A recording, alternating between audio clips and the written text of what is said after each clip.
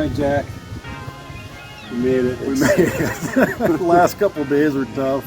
The last 2 days have been really tough. So we got, I don't know, some sort of either food poisoning, something in the water, or a bug. But Jack was out, down and out. Yesterday morning, or no, 2 days ago? Yeah, it was a Thursday morning. Woke up at like 3 a.m. Kept choking back some puke until like 7 a.m. and then finally puked. And a little double-ended action after that. And then it was autopilot for the whole ride. Well, and Jack wins the Ironman award for that because he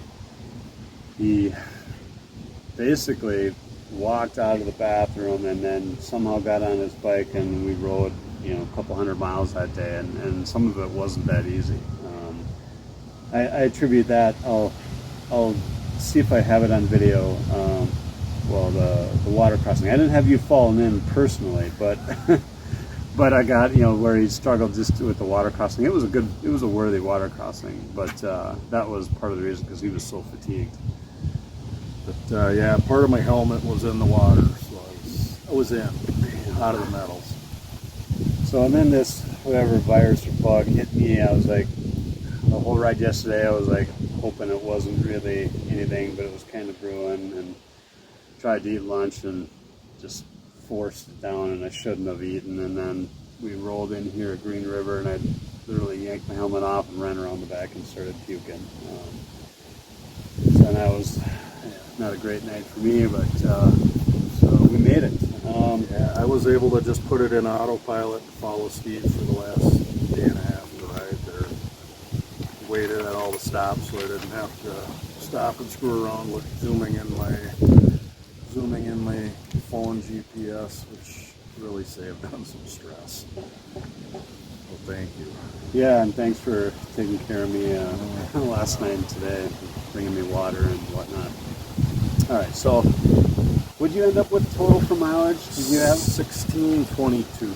Did that include today or yesterday? Yes. Okay, so I went back and added up, because I forgot to hit the trip meter on my bike. I had 1684, but I'm wondering if there was something on my odometer before it started or when I gassed up. But so somewhere over 1,600 miles, a bit more than last year. I mean, what did you have for last year? I want to say it was 13 something. Okay, now I ended up having right around 1,600 last year, but remember I had the out and back when we got separated, so I had that extra distance. So this one was definitely further overall. And I want to say it felt like it was tougher miles too. Yeah, the heat too was. I mean, last year the weather was perfect. Yeah, we had a little rain, but it was not bad. We avoided it. Yeah, most of it. But the heat the first 2 days made it tough. But I think a lot of the tracks on this ride were just slower moving tracks. There's more wide open gravel last year. There's some of that this year, just not as much. There was more just windy, long windy trails that just, your average pace was lower. Yeah, I think, for a bunch of them days, I think my average was like 35 miles an hour. And that was, we had some definitely had some faster parts of every day, but some slower stuff too, to bring that average down.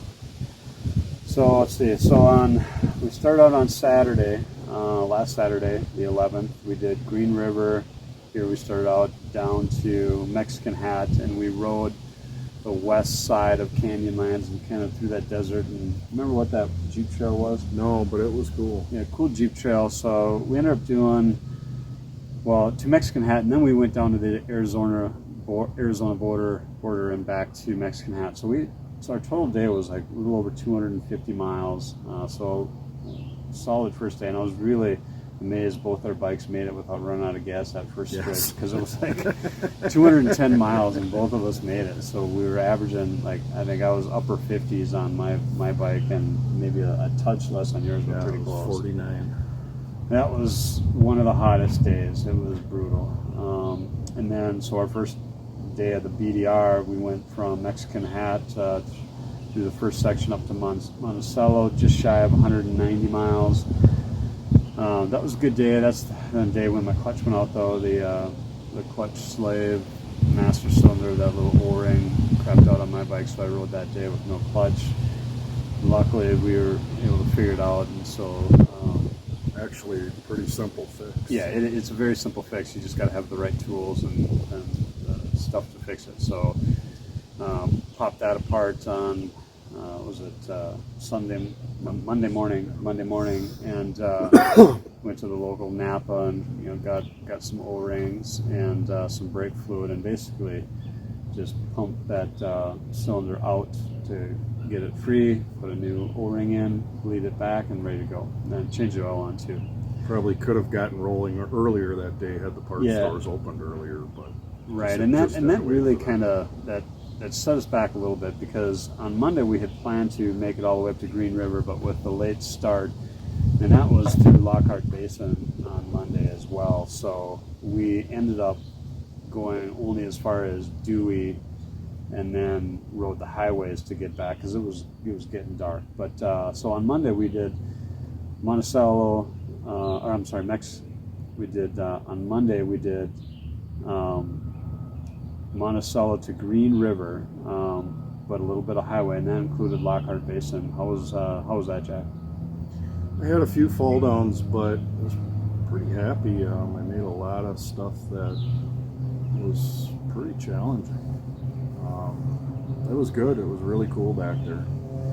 Yeah, it was a little bit of sand, mostly rocky. Just there's a few of these like punchy little uphill climbs, to get up a little step of a bluff that real loose. So you had to pick your lines, and I got stuck on one just because my bike has I have the KTM 690 Enduro R, and it does have the traction control. Mine's a 2020, and I forgot to shut that off. So I was just kind of putting up it in second gear, and then when I needed it to spin and really go, it was cutting out, and so I ended up having to stop and then take the traction control off and restart. But I made it up, so it wasn't too bad. That was my only tough one there, I guess. And my issue is just not having the balls. Well, by the end, you were doing pretty still well. Still get scared. So long day to get through there, and hot, and it was super windy. At one point we're going along the more open stuff, cruising along about 35, 40 miles an hour, and you're basically riding in your own dust cloud because there's a 40-mile-an-hour tailwind, and then causing my bike to run hot. My little heat light would come on every once in a while. So we rolled into Moab, and it was a good time to take a break, cool down, eat some lunch. Yep. Then from there, the rest of that day was actually pretty easy. We were just behind, and so where we wanted to continue from Dewey on through section 3 and into Green River, we jumped the highway just so we could get back. It was already dark. So then, Tuesday we did Green River. We had to go reverse course a bit, rode the highways, and we rode some of that section backwards to Dewey, and then that was pretty cool. And then back to Green River. So by the time we got to Green River, it was already afternoon. But like that trail, or that road that went up around Thompson Springs and that Thompson Canyon. Now that was really cool and scenic, but that was a good example of where it was just slow going. It was a long stretch, and that just not a high average speed. Really cool, fun, twisty, and that, but just that took a lot of time. So on that day, so Tuesday, Green River to Dewey and back, and then we went on to Wellington, and that's where we also went through the sand. So that slowed us down a little bit. The pure sand sections weren't terrible. The silt was a little bit more challenging, and the thing is so when it gets wet, it must soften up quite a bit, and people still drive through it, and they leave these deep ruts, and either they come by with some sort of groomer, and then the wind, and it fills in these ruts with silt, so you don't necessarily even see them. It looks smooth on the top, and then you're going along, and all of a sudden you sink down in like a foot into this stuff. So that was a challenge, but we made it through. And so that was a big day. We did 239 miles from what I had. Bad meal at Gilberto's. Yeah, it was terrible. Terrible. We camped at a hotel RV in a little campground, which was pretty awesome. Really nice soft grass. Yeah, that was the best camping. It was fantastic. Easy. And the thing was, is because it was in the city, there was, and in the valley, there was a nice breeze that kept the bugs down.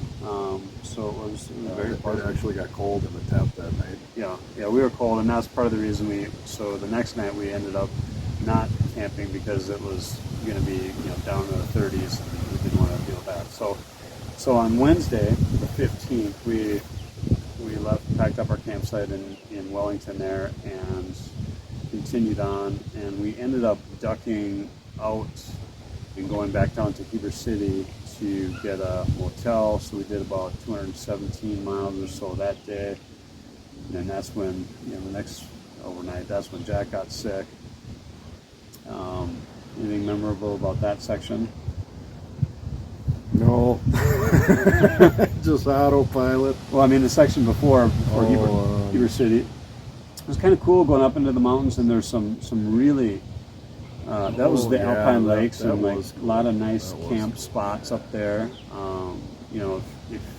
If it would have been warmer, that would have been cool to camp up there.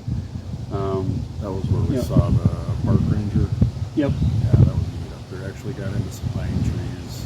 Yeah. We cooled down a little bit in the pine trees and smelled nice. Good views, great views.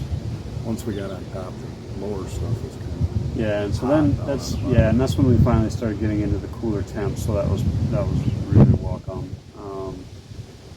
And then so after we got going the next day on Thursday from Heber City, we went all the way up to the up into Idaho just to call it done. That was there's a good mix of a good section of highway in there that you had to do. We did the expert sections, but the one section wasn't really expert anymore. They must have cleared off all the rocks. It was really no worse than any other dirt road.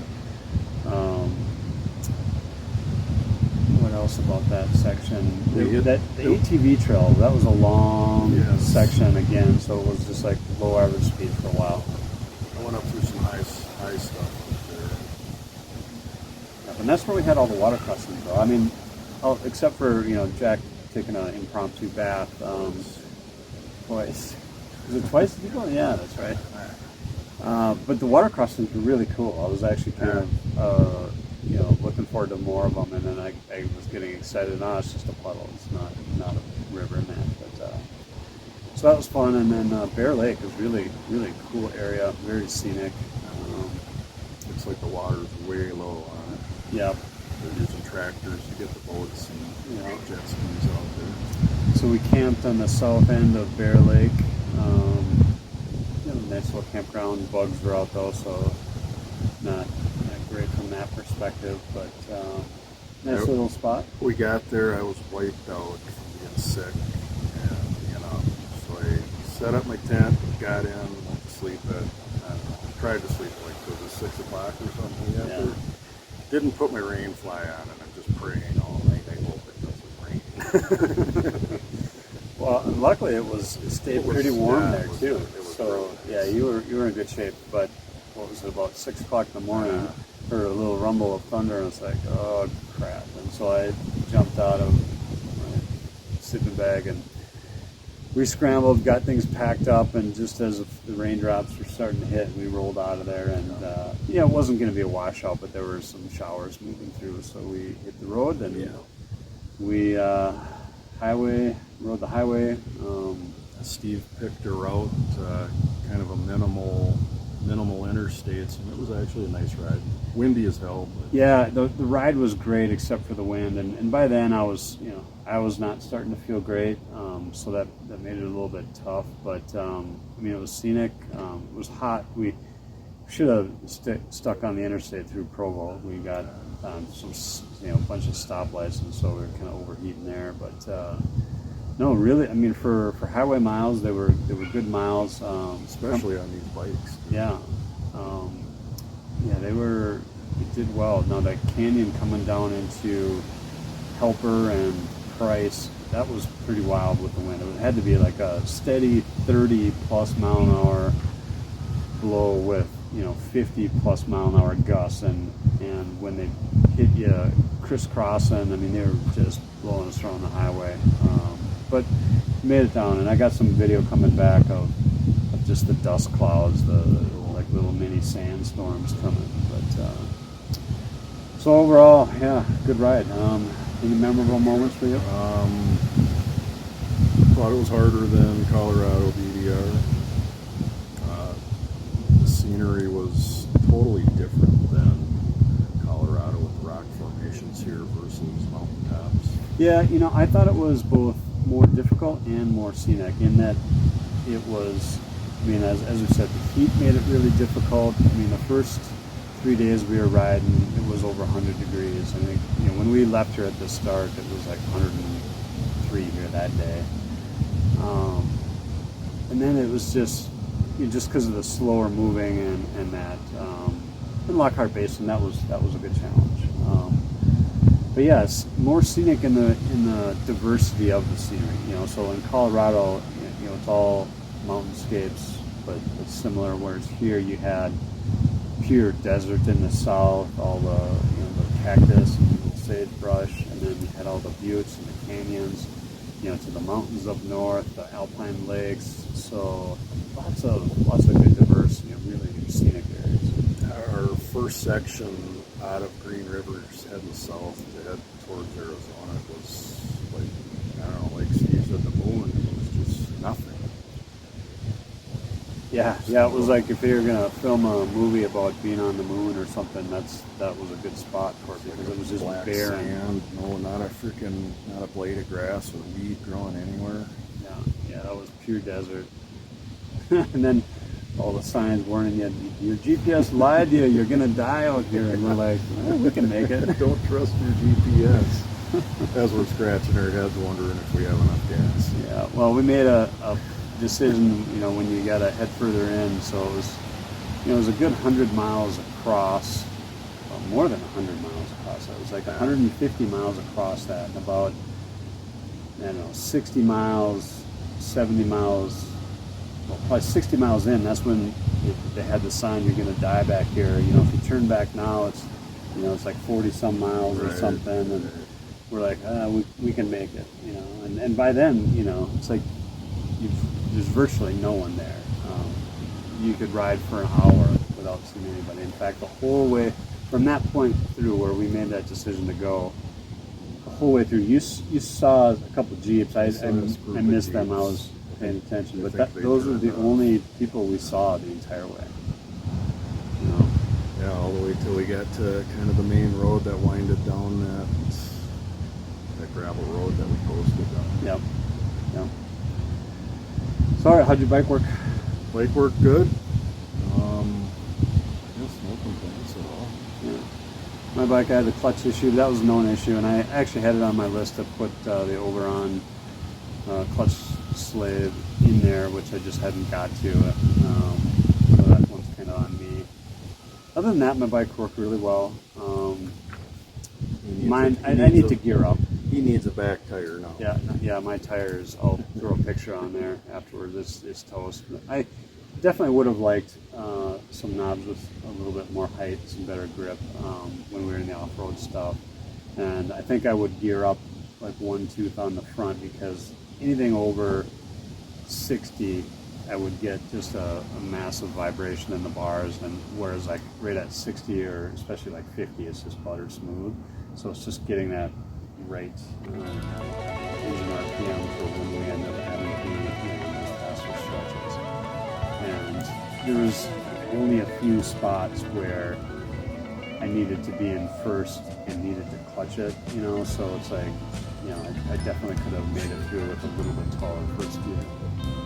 I've got a smaller sprocket on the back of mine, which makes the highway miles a little more comfortable. And then it also tames it down a little bit at slow speeds because it wants to kill me. So now last year I had the 1290 and it was just too heavy. So this year I rode my 690 and I put a Rade Garage rally fairing on it, and on the highway that was a lifesaver because there's, you know, no pull on the bars. You know, I mean, like I'm sure like the bars are pulling you because of the wind on your chest. Or, Not as bad as you think. yeah, maybe that 450 on it's not so bad, but like I'd ridden my 690 on the highway before, and anything over 50 miles an hour, you're just having to just hold on to that. And so this gets the wind off your chest. It's not like some pocket of quiet air or anything, but really it makes a difference when you have to drone those miles. And when it was real windy, I was tucking my head down the windscreen a bit to give my neck a rest. So we did a ride about, I don't know, a month ago, and Steve took his helmet off on this ride. He had 2 big red spots on his head, and I forgot to say anything. A couple weeks later, I text him. I said, "How's your head? You had 2 big red spots on your head." He says, "Oh, didn't notice." Well, second or third day of the ride, he's going, "Oh my God." Yeah. So then, you know, when you string days together like that, then, you know, the real the minor pressure points, you know, come out. And so, yeah, the way this Prime helmet is, it has 2 things there. So I was able to get in there with my thumbs and kind of push this down a little bit for them, and then I got a little buff somewhere along the way. And between those 2, that really made a difference. And I think having the GoPro up there doesn't help, you know, because it's probably adding a little wind pressure, but hopefully the footage turns out well. All right, Jack. Well, thanks for a great ride. Thanks for getting me out. Thanks for setting it up. Good trip, man. Great trip. This is Herman. Pirate. Gotta do the R. Arr. All right. We'll see you next year.